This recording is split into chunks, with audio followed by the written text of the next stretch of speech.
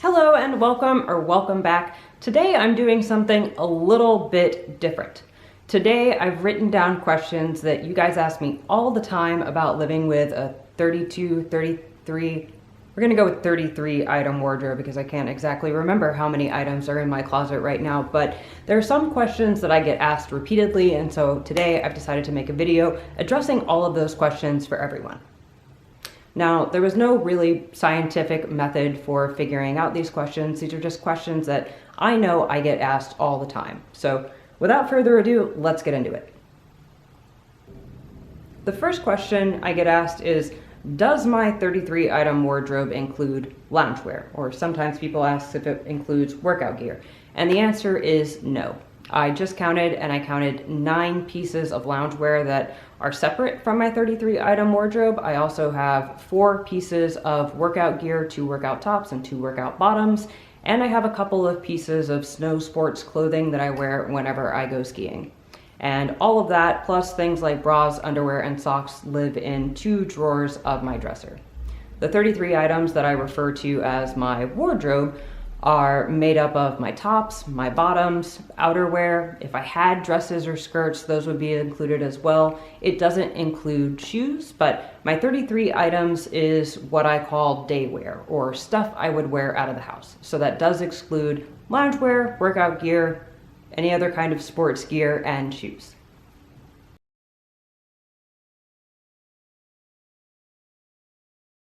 Another question I get asked all the time is, am I bored with my wardrobe? And the answer is no. I have 33 items in my wardrobe, and the items that are in my closet right now that I have selected over the years and that I'm left with are really my favorite items. Even when I had hundreds of items of clothing, I was still reaching for those pieces, or the same types of pieces that are still in my closet now. Except now I've eliminated all of that extra noise and I only have my favorite items in my closet, so I'm not bored to see those in my closet. But one thing I will say is that I like sort of basic wardrobe items. I like staples, I like things that are sort of timeless and classic. And so I think that it may be somewhat easier for me to have a small wardrobe than someone who has maybe more elaborate taste or that likes more experimental dressing. Now, that doesn't mean it can't be done. I just think that having a small wardrobe is probably easier for somebody with taste like mine. Another thing I really enjoy is sort of uniform dressing. I have a couple of videos where I talk about uniforms that I've worn in the past or ways to develop your own personal uniform, and I like that about clothing. I like sort of being able to have a standardized way of dressing. Now, I don't have sort of an outfit formula. I do have an outfit formula that I wear all year. I wear tops and pants, and that's pretty much it. But I don't have a sort of elaborate uniform that I wear all year round, but I do have a couple of sort of uniforms that I put together for myself that I like to cycle throughout the year whenever it's sort of weather appropriate to wear those things. And so no, I'm not bored with my wardrobe, but I think a couple of my personal preferences make it less likely for me to become bored with a small wardrobe. Another thing I've noticed is that I don't get bored with my wardrobe per se, but every now and then I feel myself getting into a little bit of a slump. And before I really sort of dug into it and realized what was going on, I sort of had a tendency to interpret that slump or that sort of funk that I was in as displeasure with my wardrobe. But the more I thought about it, the more I realized that I was actually sort of dissatisfied with my own appearance, not with my wardrobe, and that's usually an indicator that I need a haircut. So once I figured that out, I now knew I could go forward knowing that, like, no, this isn't actually a negative feeling towards my wardrobe. If I start feeling a little ragged around the edges, I probably just need a haircut. The next question is, how often do I do laundry? I get asked this so often. I do laundry sometimes once a week or once every 2 weeks, which is about as often as I did laundry before I had a 33 item wardrobe.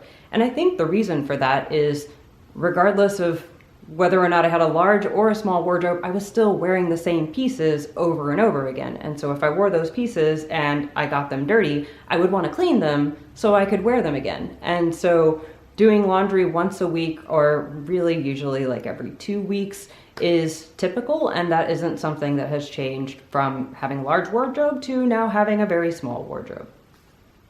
Laundry is also now incredibly easy to do. I don't have that much clothing, and so it's easy to launder and care for my clothing. If I need to hang stuff to dry, that's fine. It doesn't take a lot of time. Another related question that I get asked all the time is, are my clothes wearing out?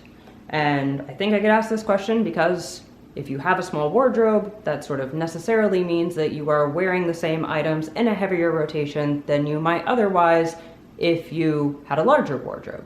But even when I had a large wardrobe, I was still reaching for the same items. And so, no, I can't really say that my clothing is wearing out really any faster. I do take better care of my clothes now, but I think the only things that are really sort of wearing out or showing any signs of wear and tear are black denim and sweaters. And I think those are pretty common things to show wear and tear anyway. If you've found a magical holy grail pair of black jeans that don't lose their color, let me know. I would love to own them. But black jeans and sweaters are really the only things that show much wear at all. And I do have an electric sweater shaver that I probably need to go over this guy again. I can't remember the last time I took it to this, but you just sort of glide it over your sweaters and it eats up all the little pills. It doesn't really do anything for the parts of the sweater that have sort of come up, or the little pieces of fabric that have come up, or threads that have started to show and they haven't pilled yet. It doesn't make it perfect and actually brand new, but it really does increase the longevity of items like sweaters. I really wish I had found a sweater shaver before I had a small wardrobe. That would have prevented me from throwing out a lot of sweaters that I owned in the past that just started looking tired. So if your wardrobe, if your sweaters are starting to look tired, get a sweater shaver. That'll help a lot. All right, my camera died and now I fear the lighting is probably different. But the next question I get asked is, why don't I own heels or skirts or dresses?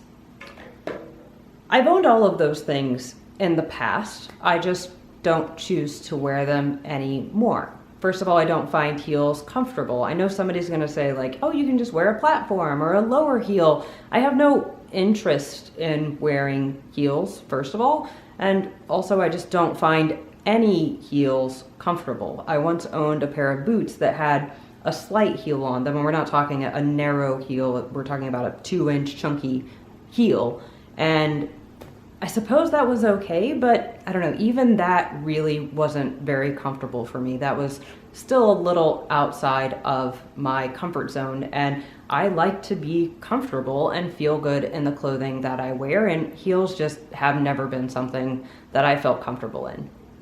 As for skirts and dresses, I used to wear skirts and dresses kind of a lot. Several years ago, especially in the summer, I would wear dresses all the time. It can get quite warm here in the summer, and so dresses were a nice option. But over time, I think my style has just shifted a little bit to have a preference for pants, for having a pant leg over each of my legs. I just feel more comfortable that way. I don't have to worry about like keeping my knees together or anything. I can just be more comfortable and free. And I don't find that not having skirts or dresses is limiting. I've worn pants to a wedding, and somebody left a comment one day saying like, wow, you wore pants to a wedding. And my reply was like, yes, I've actually found that typically about half the people at weddings are wearing pants.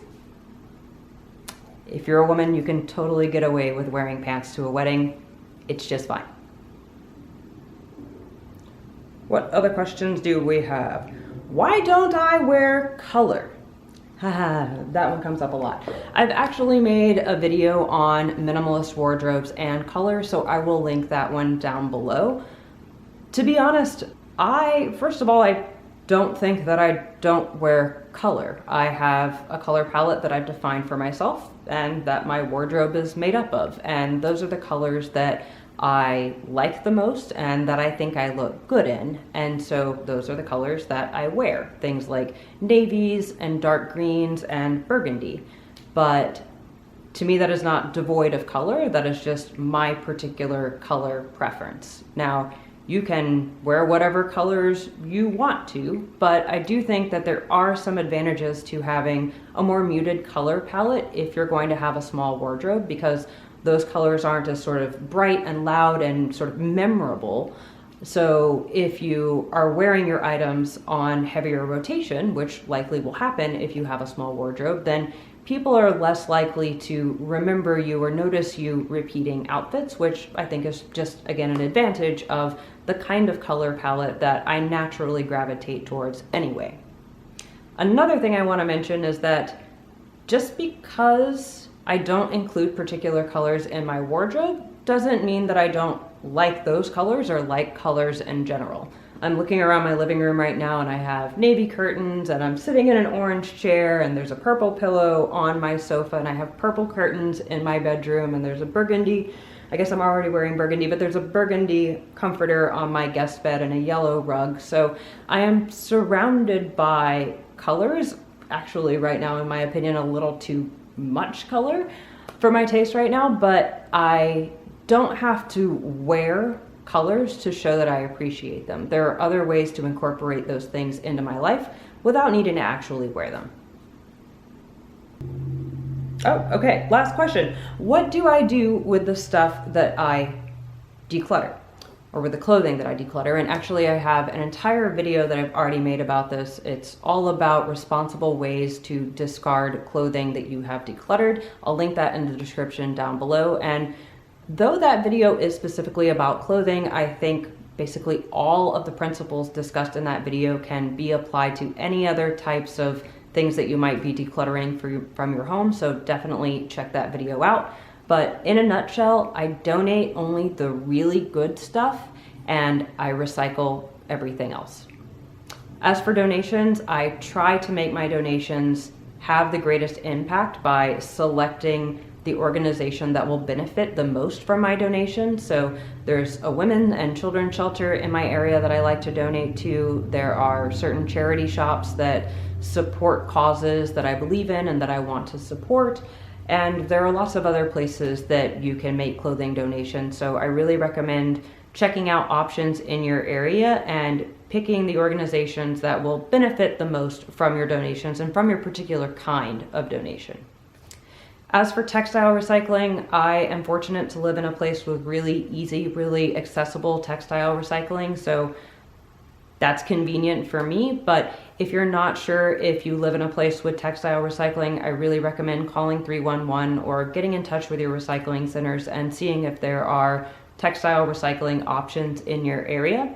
If there aren't, I know that there are some stores that have started recycling textiles. People mention in comments all the time to me that H&M accepts textile recycling. I think Madewell does as well, but that might only be at certain times of the year. But give a couple of stores a call. I think H&M for sure is one. I'm not sure if they accept textile recycling at all locations, but that might be a good place to call if you can't find any other options in your area.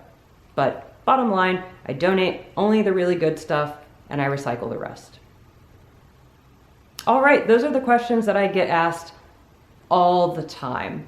And I'm not saying that like it's a bad thing. I love hearing your questions, but I just get asked those questions so often that I figured making a video and sharing my answers with the rest of the class would benefit some of you out there. So I hope if you've wondered these things about my wardrobe or about small wardrobes in general, that hearing my answers can help you in some way. That's going to be it for me today. As always, thank you so much for watching. I hope you've enjoyed this video and I'll see you next time.